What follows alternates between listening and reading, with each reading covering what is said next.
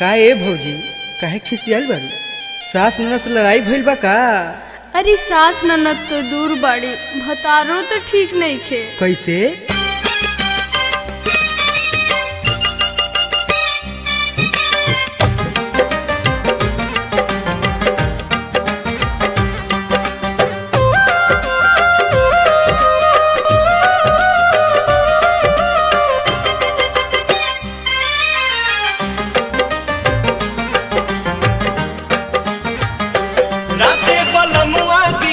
गारी हो तरकारी के बिना ना, राते बलमुआ दिहले गारी हो तरकारी के बिना ना।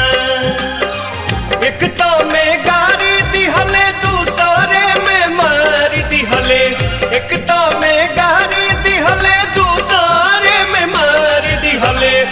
आओ पर सास लाला कारस हो तरकारी के बिना ना, ओह पर सास लाला कारस हो तरकारी के बिना ना।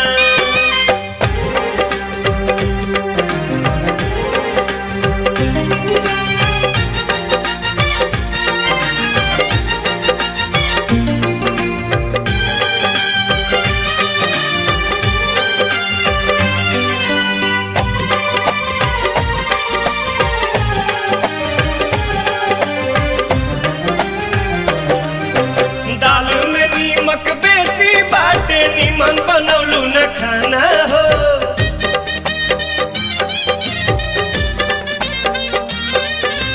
खोजी खोजी कौनो बहाना हमारो मारस बलमुआ ताना हो।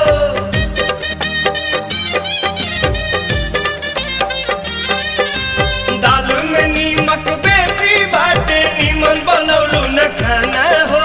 खोजी खोजी कौनो बहाना हमारो मारस बलमुआ ताना हो। बढ़ चढ़ के बोलेली बोलिया छोटा की ना दिया हो। बढ़ चढ़ के बोलेली बोलिया छोटा की ना दिया हो। देवरवो करेला फूटानी हो तरकारी के बिना ना, देवरवो करेला फूटानी हो तरकारी के बिना ना।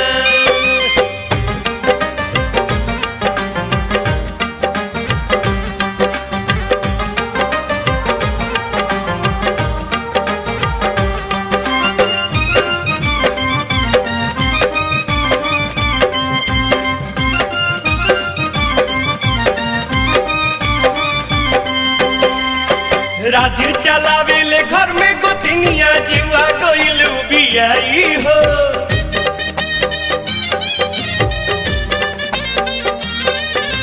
दू चार दिन में चली हम जाइब नैहर से भाई बोला भाई हो।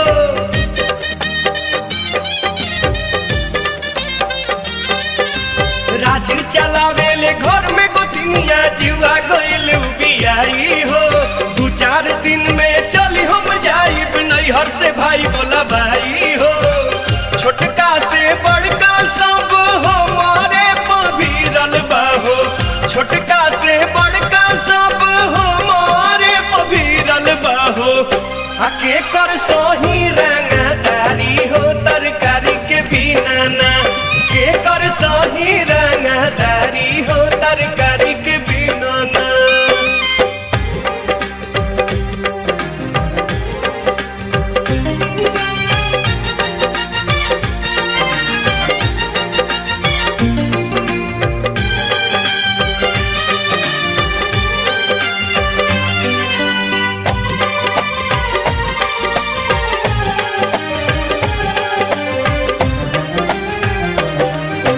तनी तनी बात पर रोजो रोजो हो खाता घर में झमेला हो।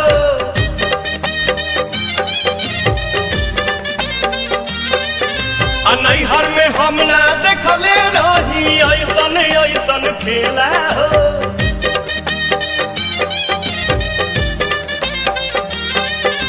तनी तनी बात पर रोजो रोजो हो खाता घर में झमेला हो। नैहर में हम ना देखले रही ऐसन ऐसन खेला हो।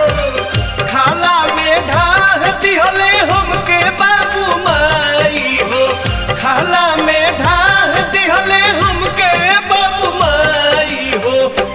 माथा भइल बाटे भारी हो